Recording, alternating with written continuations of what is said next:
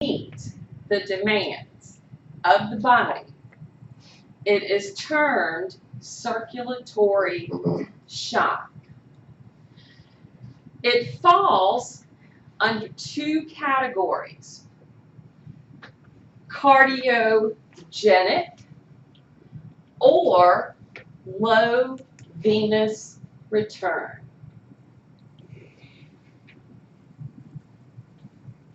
Usually, for the cardiogenic,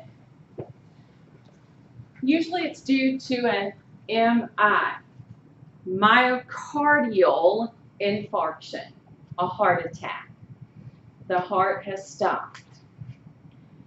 For the low venous return, this means heart is still pumping. However, I'm not getting proper return of the fluid to the heart. When it's low venous return,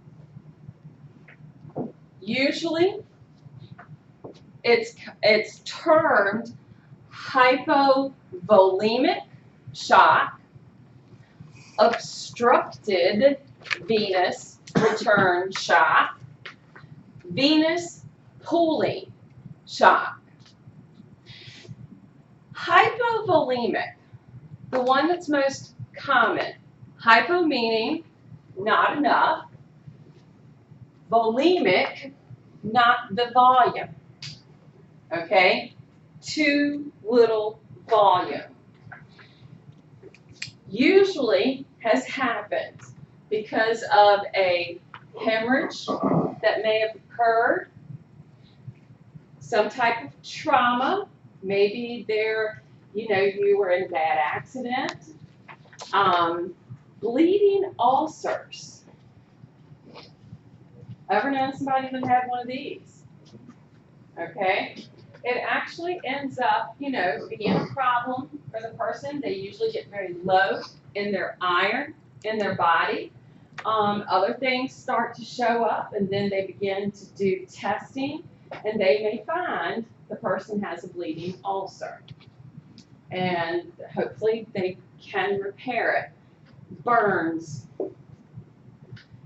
Third degree burns. Second degree, a little bit, but third degree. And then how much of the body is covered in the third degree burns. The reason that people usually die from third degree burns is because you cannot match with fluid going in the fluid leaving at the point of the third degree burns. So that becomes a huge issue. And then, of course, dehydration. Dehydration can cause the shock because if you're dehydrated, the volume of your blood is incorrect, and therefore the blood is thicker, harder for the blood to move, harder for the heart to move it and return to the heart. So the volume decreases with dehydration. Obstructed venous return. There's an obstruction. Something is in the way. For example, a tumor.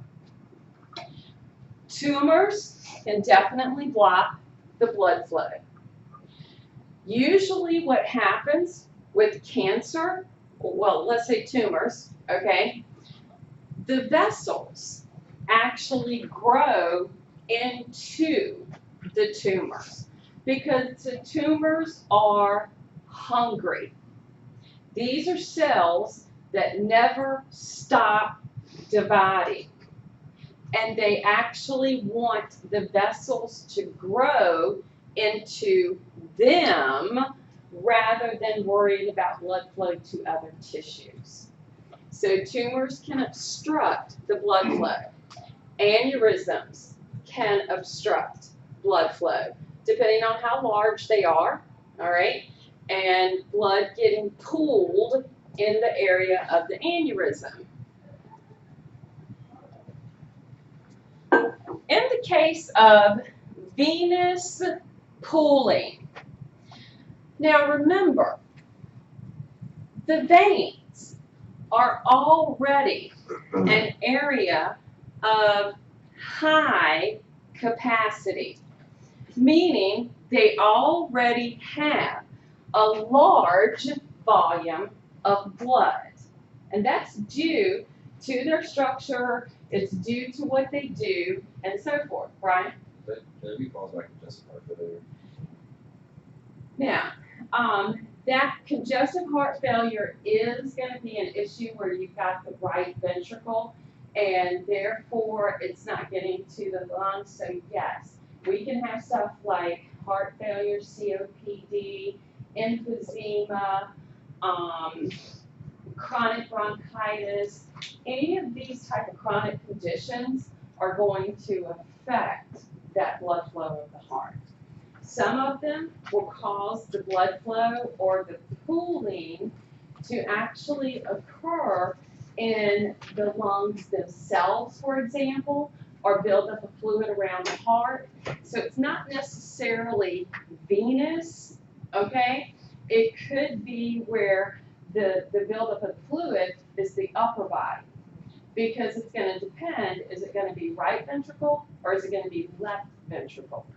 Now, in cases where it's building in the lower body, that's going to be coming most likely like from left ventricle. But right ventricle, COPD, stuff like that can cause it to build up in the thoracic area. Yeah. Venous pooling, this is where we get the blood pooling in the lower body. It's that, I don't know if you guys have heard this, oh shoot, I think they call sitting, like, you know, because so many people sit at work, they've had so much research done that, you know, they said, oh, sitting is the next heart disease or something. I can't remember exactly how they termed it, okay? I have to go back and look it up. But now, like I said, what do you see now? You see people like that Veridesk, okay? When does them give me one for saying it on YouTube? Because I'd love to have one. They're real expensive though. The thing where you can like pull the desk up or sit back down. And then I told y'all about the one where the guy was like in a hamster wheel, right? Did I tell y'all about that one? Okay, I saw it must have been showing up on one of my news feeds or something. And I don't mean just Facebook. I have, you know, I like actually look at news and that sort of thing. And it was like this thing where the desk part was stationary, but as the guy continued to walk, this wheel that looked like a hamster wheel kept moving. It was actually pretty cool, but I just don't think that I want that to be my working conditions for the day. Just saying. But pooling in the lower body. You've heard of septic shock? No? Okay. That was this was what happened. Oh man, I guess it's been quite a few years ago with the big push, like from tampons, and how they were too large, and you know, women were leaving them in too long and that sort of thing. And basically what happened, it built up bacteria. And the bacteria released toxins. So what happened is those toxins, just like they're saying, they're toxic to us. And what happens is we have vasodilation, meaning the vessels dilate, and because there wasn't any type of control, fluid would move out into the tissues and would continue to do that, and therefore cause pooling in the lower extremities, the lower body. Anaphylactic, the one that we tend to hear the most about, usually it's an antigen. somebody is allergic to something, like bee venom, for example, peanut butter, this sort of thing. And what it does, once again, causes irregular vasodilation, fluids moving into the tissue, the swelling up. They need to get to medical help to take care of it. So this would be situations where we have got improper flow moving in the circulatory system. When we have these issues occur, well, the way that the body is going to handle it, we can have homeostatic mechanisms come in.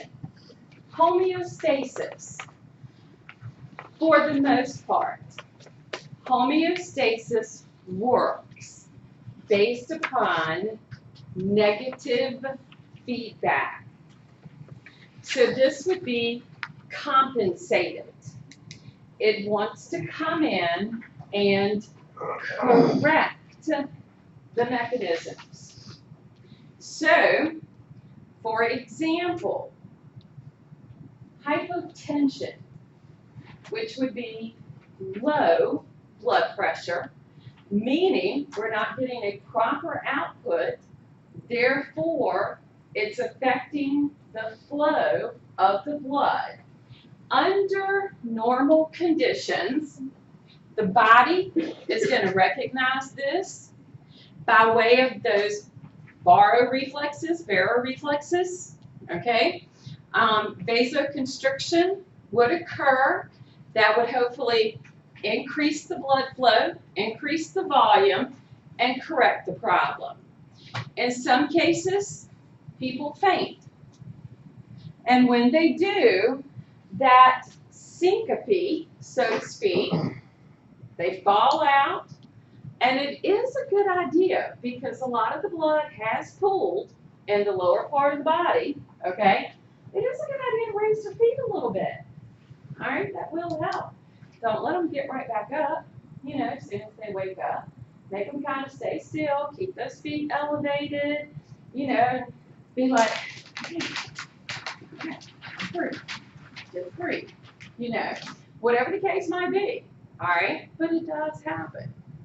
Now, when compensated doesn't work, and this blood flow is incorrect, and a positive feedback loop starts. Remember, a positive feedback loop feeds the cycle. That's bad, okay, usually, for the most part. So, what do we get? We're going to get decompensated. Usually what happens in a myocardial infarction, a heart attack, because that heart attack has weakened the heart and the output, which reduces output even more. That means we get slow circulation. It can lead to the clotting of the blood. The venous return is not increased. It's decreased, which is only going to feed the cycle. We can end up getting different types of ischemia, meaning death of the tissues. We'll get death of the heart tissue for sure, okay, because it's a heart attack. We can also end up getting or building up acidosis, which is the pH of the blood, okay, and the brain stem, because that's where we've got our cardiac centers, well, they're going to further affect cardiac output, which is going to keep this cycle going.